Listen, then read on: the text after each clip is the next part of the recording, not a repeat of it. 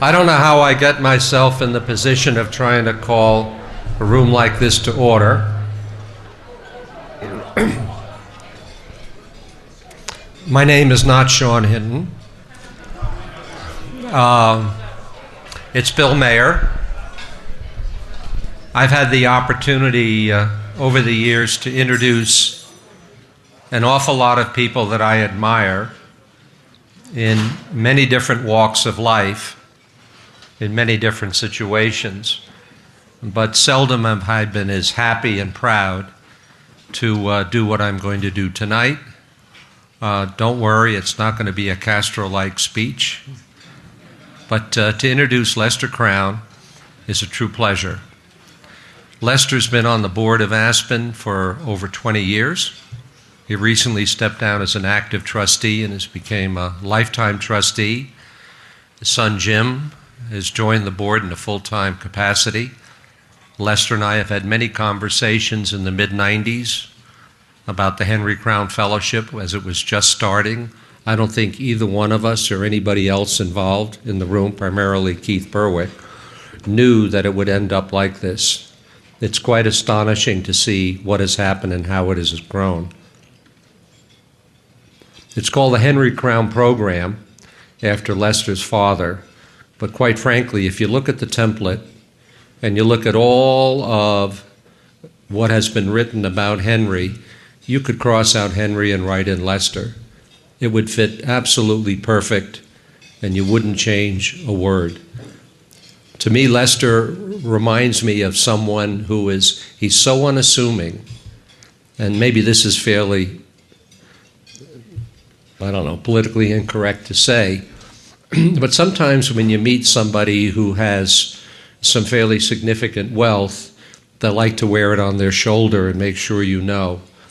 What always amazes me about Lester, you sit down next to Lester, you would never know. This man has his feet on the ground, so solid, and is such a wonderful person on a very human basis. It's really hard to believe that it's all true, but believe me, it is true.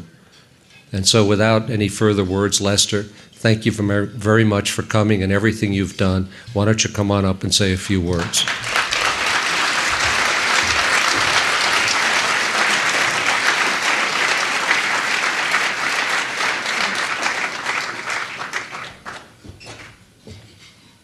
Thank you, Bill. Boy, do I wish my wife was able to come this time. She would like to have heard that. You all are an absolutely amazing group.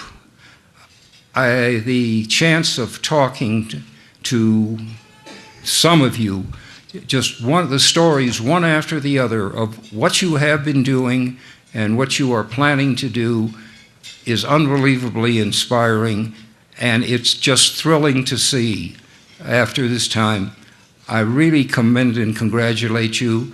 And I just wish that I had had a chance really to talk to everyone in this room to see what you have been doing. Now, my job, I am told, was to spend a few minutes and tell you about the person for whom this program was named. I wish that everyone had a chance, really would have had a chance to meet my dad. He was really one of the finest human beings that I have ever known in just about every way. He started from poverty, and obviously it was a rag to riches story, but to do it, he started with tremendous capability, an amazing amount of ingenuity, a code of ethics and morals where I think he could have been the valedictorian at any seminary. And this was also a man with a great sense of humor. He loved life and he loved people. And he just had his own determination of what should be done and how it should be done.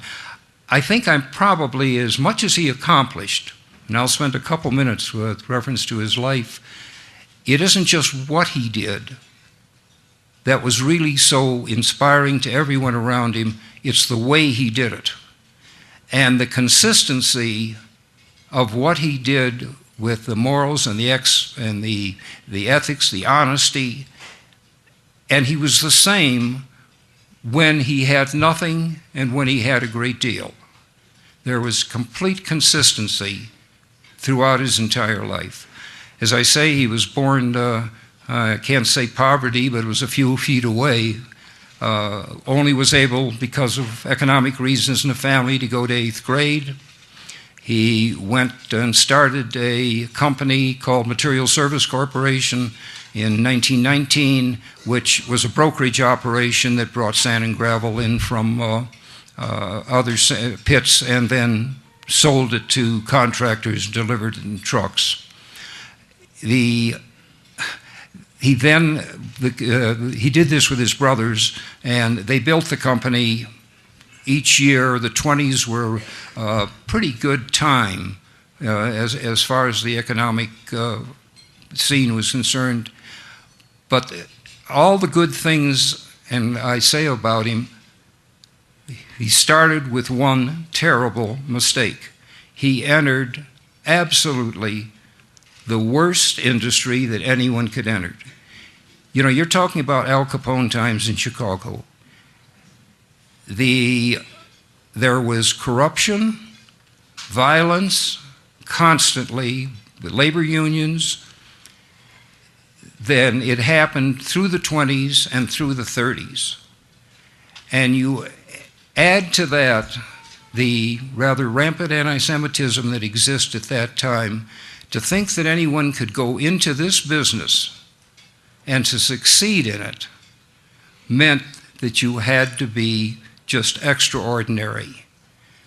When I say ingenuity, there's one story that I happen to love that I really would like to tell you. Dad had a way of finding the one thing that could be done that could save a situation. Let's fast forward to about 1928. The big 600-pound gorilla in the building material business in Chicago was a company called the Consumers Company, and it was run by a man named Joe Hawk, who really wasn't a very nice person at all. Material Service at that time was one of the real little guys, and Hawk did everything he could to squash anybody else that was a competitor. The head of the Teamsters Union, the Teamster Union was the union that had the drivers of trucks. And by this time, Material Service had acquired because they had expanded somewhat, several sand and gravel operations in one quarry, and that material was shipped to a couple of distribution yards in Chicago. And from there, it was shipped to jobs, and shipped to jobs on trucks that the Teamsters drove. Well, the head of the Teamsters Union, a man by the name of Jim Norris. Jim Norris happened to go to prison for murder.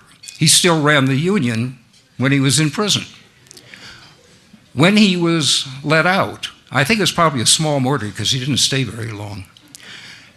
He was paroled, believe it or not, to Joe Hawk. Now, in the building material business, you're talking about materials that are really very much the same. And you only can get the business based on, obviously, price and service. So what would happen in Chicago is that all of a sudden, the people of MS would get to the yard in the morning, and there were no drivers. Didn't show up.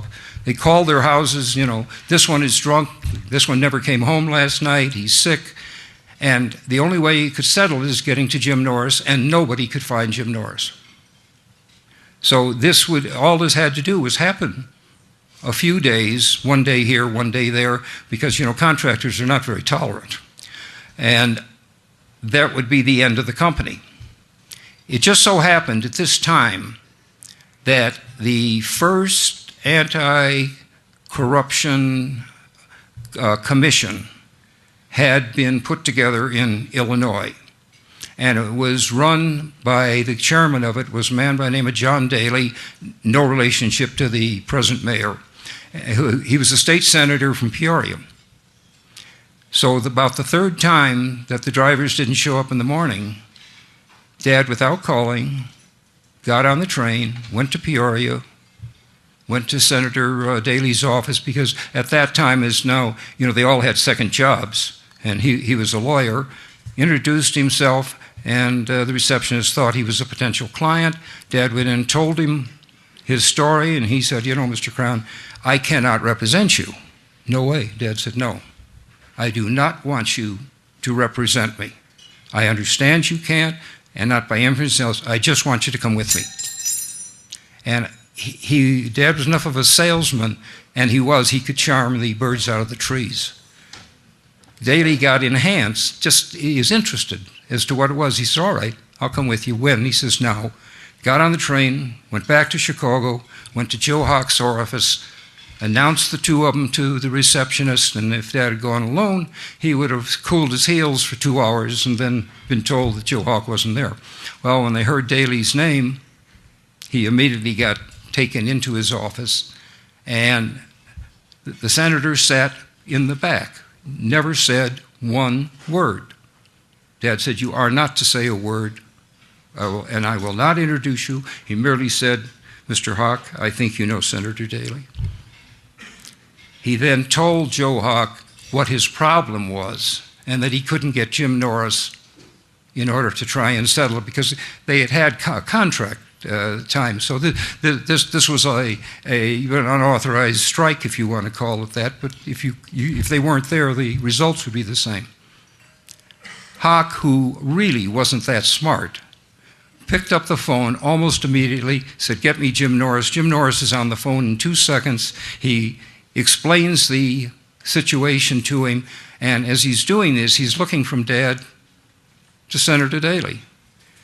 And he says, Henry Crown is here with Senator Daley. This is his problem. He says, yes, Jim. Yes, Jim. All right, I'll tell him that you'll take care of it.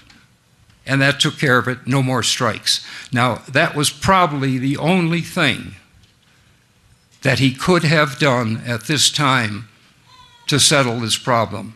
Just an example of the ingenuity. Went through the Depression, and the company continued to expand that time. Second World War came along, and he was about as devoted to this country as he could be. I always felt that if they pricked his arm, that his blood would come out red, white, and blue. He went in as a lieutenant colonel in the Corps of Engineers, and his boss reassigned him to one of the many things the armies did absolutely right.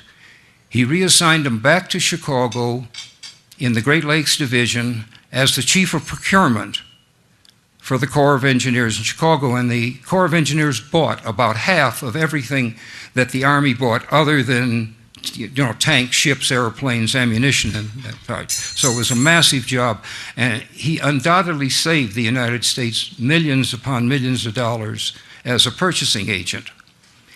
He was promoted to a full colonel for what he did, and then they wanted to promote him to brigadier general. He turned down a single star because he knew that he would be leaving a job where he could contribute and had to go to a job that he probably was not qualified for. Now, many of you here have been in the service, and I don't think there are very many people who turned down going to flag rank. That was just typically that he left the service, and of course, after 46, there was the golden age to get things done. You just had bias decline dramatically, and there was a tremendous opportunity. He took advantage of that. Just as he got out, he was introduced to Connie Hilton, and Dad and Connie formed Hilton Hotels that you know today. He was obviously the head director on the board. He bought most of the things like the Waldorf Astoria and other things for Connie.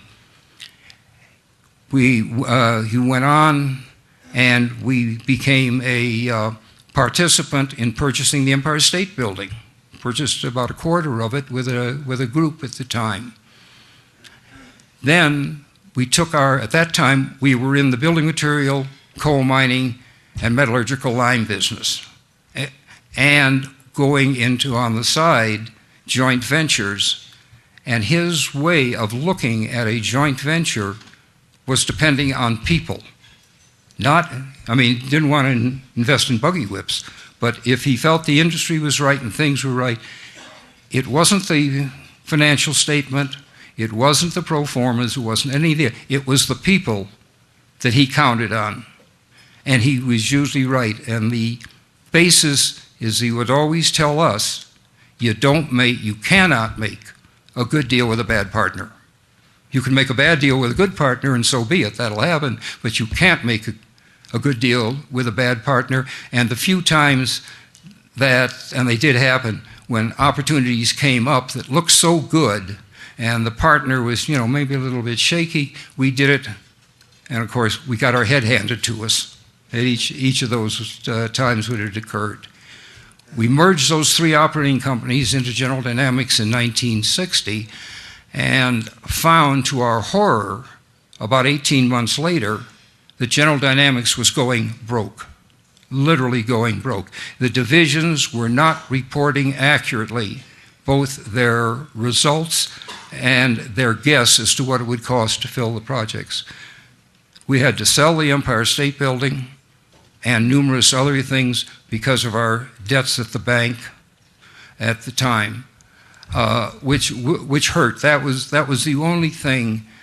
This was a man that had no ego, really, as such, but he loved going there and being the host for Khrushchev, for the Queen of England, and other things. He just got the greatest kick out of doing it. And so this was, as an asset, one of the things we really wanted to keep in the family, and it was necessary to sell it.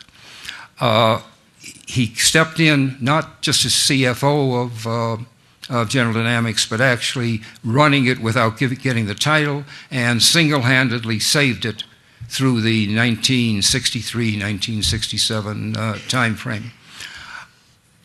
Through all of this, the only thing that I would say that was greater in his character than his ability and ingenuity was his humility and modesty. He hated ostentation. I really saw a lot of my dad in David Rubenstein, this noon that you saw. He didn't have really any interest in money other than providing for not only his family, but for the total family, which we still take care of, the extended family entirely, cousins, distant cousins, everything else. But other than taking care of that, the money didn't mean anything to him. And he wanted to give back because of how he felt about this country. And he did give back in just about every way he could. As a matter of fact, his estate was worth almost zero at the time of his death because he gave it all away. He gave it first to his family.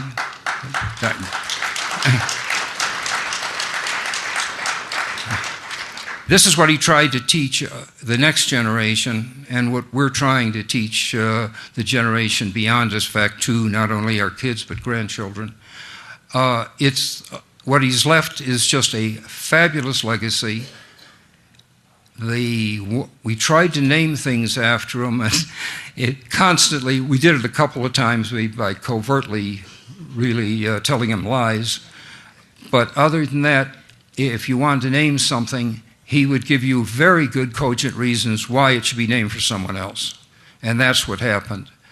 This, of course, was named after his death. If he could be here today and to see what this has wrought and the replication of the original program into everyone else, I tell you, he would be unbelievably proud, and so am I. Thank you very, very much.